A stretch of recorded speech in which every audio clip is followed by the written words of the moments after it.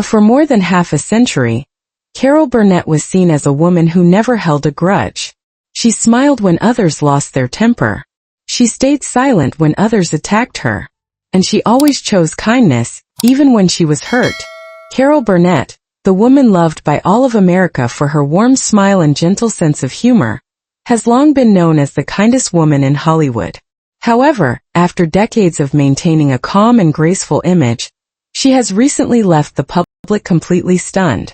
Now in her early 90s, in a rare interview with Rolling Stone, Carol Burnett spoke candidly about the men she could never tolerate throughout her life. They were not strangers. They were men who once played important roles in both her career and her personal life. Some betrayed her trust through infidelity or bitter disputes over shared assets. Others used their power to push her out of major shows like Saturday Night Live for decades. One younger man even mocked her image in an offensive comedy sketch, an act that forced Burnett to take the matter to court to protect her dignity. So which men hurt this legendary television icon so deeply? And who was the one she could never forgive? Among them was Harvey Korman, once her most trusted co-star, but also the cause of a fiery conflict that forced Carol to make one of the most difficult decisions of her career: firing him. In the glamorous world of 1970s television, where every laugh meant higher ratings and lucrative advertising contracts, the Carol Burnett Show reigned supreme. At the heart of the show were Carol Burnett and Harvey Korman, a duo so perfectly matched that audiences believed they were born to perform together. Carol was the soul of the show, and Harvey was the bridge that carried laughter to every corner. But behind the applause and laughter, tension quietly grew. A long-standing friendship began to crack. By 1974, when the show entered its 7th season, ratings had reached their peak. CBS renewed the show for 3 more years, and both had just won their 4th Emmy Awards. Yet that same year, the fractures between Burnett and Korman began to surface. A costume designer, Bob Mackie, later revealed that Korman became irritable, short-tempered, and even began avoiding Carol backstage. A silent storm was brewing, one that would soon change everything. Some believed that Harvey Korman began to feel overshadowed by Burnett, worried that her fame had eclipsed his own rising success. The tension finally exploded one April afternoon at Studio 33, Television City, Los Angeles. The crew was rehearsing an episode with guest singer Petula Clark, who had just arrived from London. During Korman's scene, a lighting error left his face buried in shadow. He suddenly stopped, threw the script to the floor and shouted, "After all these years, can't anyone do anything right?" Everyone froze. Director Dave Powers tried to calm him down, but Korman continued complaining, adding that even Carol hadn't noticed. That remark cut deeply. Burnett, famous for her kindness and calm leadership, stood up from her seat in the audience and walked onto the stage. Without raising her voice, she spoke clearly. "Harvey, I've had enough. If you can't respect everyone here, you don't need to be here." The entire studio fell silent. According to the book Even More Laughs by Bob Mackie, you could hear a microphone drop. Korman looked at her for a moment, then walked away. No one followed. That afternoon, a cameraman later recalled seeing Burnett sitting alone for more than 30 minutes, staring at Korman's empty chair and quietly saying, "I never wanted it to end like this, but he went too far." A few hours later, the Los Angeles Herald-Examiner ran the headline, "Harvey Korman walks off the Carol Burnett Show during rehearsal." CBS offered no comment, but rumors spread quickly. Variety reporters claimed Burnett had finally lost patience after months of tension. For the next 3 days, Hollywood buzzed non-stop. Burnett's friend Vicki Lawrence tried to reach Korman, but he remained silent. Burnett continued filming and never mentioned his name. A crew member later described Carol Burnett as calm but clearly exhausted. Then on Wednesday morning, CBS received a phone call. It was Harvey Korman. He spoke softly to the assistant. "I need to speak with Carol." When Burnett picked up, his voice trembled. "I was wrong," he said. "I want to come back." The next day, Korman appeared at the morning production meeting. Everyone watched in silence as he apologized to the crew, then turned to the brown-haired woman. "I forgot why I started," he admitted. Carol smiled gently, stepped forward and hugged him. The studio erupted in applause, but those present could feel that their relationship had changed forever. Corman continued working on the Carol Burnett show until 1977, then quietly left. Burnett stayed in touch, although their friendship never fully recovered. In a 1983 interview with Entertainment Tonight, when asked about Corman, she smiled softly and said, "Harvey made me laugh more than anyone, and gave me the biggest headaches." The incident, later known as the Studio 33 explosion, became one of CBS's most famous behind-the-scenes stories, a reminder of how fragile creative partnerships can be when ego takes over. After that, Burnett became stronger and more disciplined but also more cautious. She no longer allowed emotions to interfere with her work. However, the turbulence in her life was far from over. Behind the brilliant success of the Carol Burnett show, the program that made television history, a marriage was slowly falling apart. Carol Burnett and her husband Joe Hamilton, once praised as CBS's golden couple, watched their world of laughter fade into silence and pain. Their story began in 1960 when Burnett was still a young performer on The Gary Moore Show. Joe Hamilton, a seasoned producer 10 years her senior, had worked on The Steve Allen Show and The Colgate Comedy Hour. They met during a CBS taping in New York. Burnett later recalled, "He looked at me in a way that made me feel truly important." 3 years later, they married in a small ceremony in California attended only by close friends and colleagues. By 1967, when the Carol Burnett show premiered, Joe Hamilton had taken control behind the scenes as producer, advisor, and partner. For 4 years they were a perfect creative team. She brought warmth.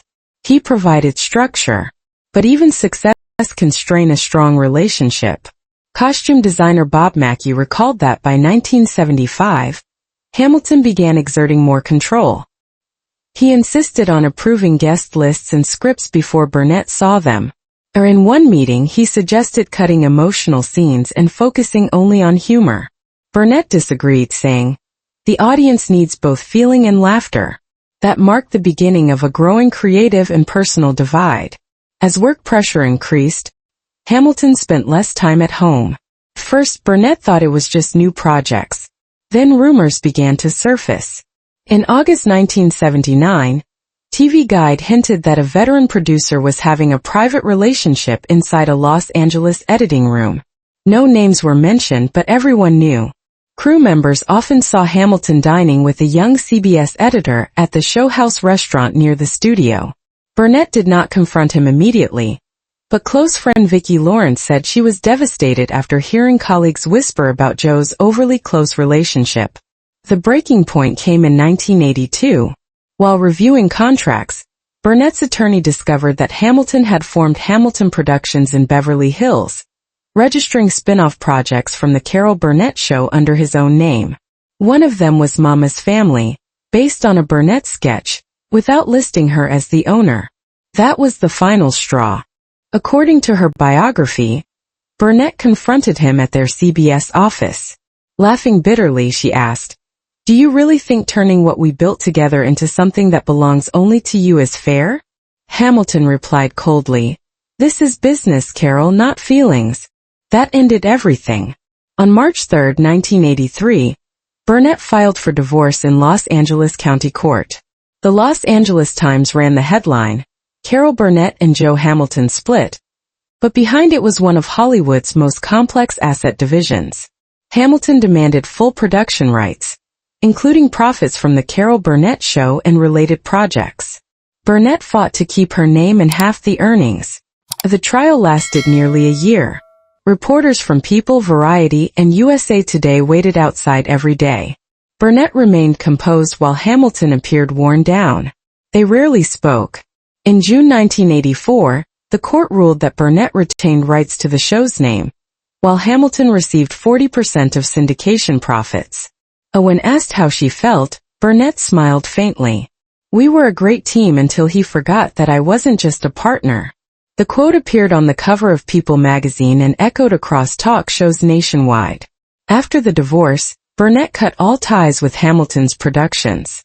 His later shows never achieved the same success. He died of heart disease in 1991. Burnett did not attend the funeral but sent white flowers with a note that read, "I wish you peace, Joe. As for me, I will continue living." Brief but filled with everything left unsaid. Years later, in an interview at the Paley Center for Media, she gently said, "Joe taught me that in this business, love is not enough. You also need trust. No need to argue. Let success speak for itself." Yet as Carol Burnett's fame continued to soar, that very success seemed to unsettle certain powerful men in the industry.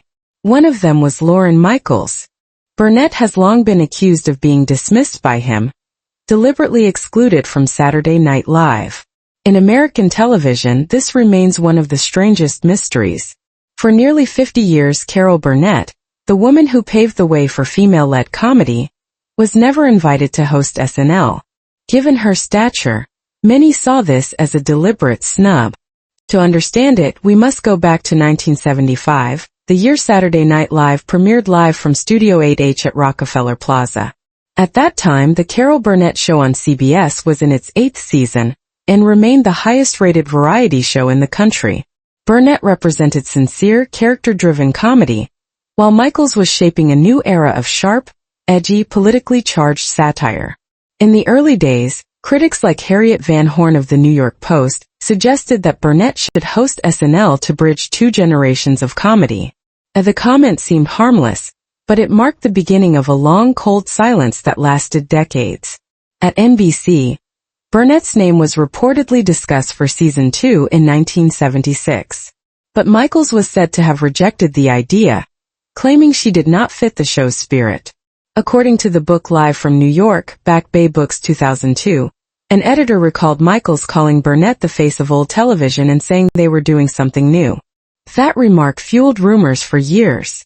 In 1981, journalist Tom Shales wrote in the Washington Post that Burnett had repeatedly expressed interest in hosting, but never received a response. The article sparked outrage. Hundreds of fans wrote to NBC asking why the nation's most beloved comedian was being ignored. A week later, NBC issued a brief statement. Guest hosts are chosen based on the content and tone of each season. Few believed it. In reality, Burnett never publicly asked to host, but insiders said she felt quietly dismissed.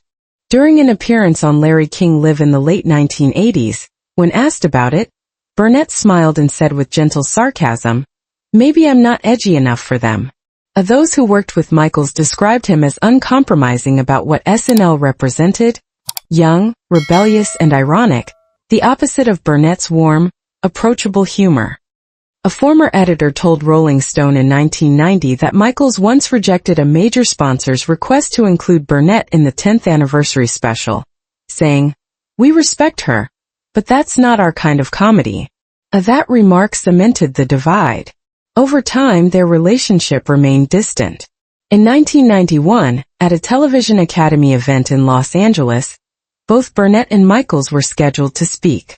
New York Times reporter Bill Carter later described how the audience gave Burnett a standing ovation. Minutes later, when Michaels took the stage, Burnett remained seated, smiling faintly, eyes fixed on the camera. The clip aired on Entertainment Tonight, and was quickly dubbed the coldest stare in Hollywood. The story might have faded until 2023, when NBC produced Carol Burnett, 90 Years of Laughter and Love to honor her legacy. In an interview with The Hollywood Reporter, a journalist asked if she regretted never hosting SNL. Burnett smiled kindly and replied, "I guess they didn't need me, but I didn't need them either." The sentence broke 50 years of silence. Within 24 hours, the hashtag #InviteCarol to SNL went viral, with thousands of fans demanding NBC finally make it right. Later, during a discussion at the Paley Center for Media, Burnett reflected, "Some people don't realize that kindness has its own strength." She then chose to appear less frequently on modern television, wanting to preserve her timeless image. But fate had one more twist waiting.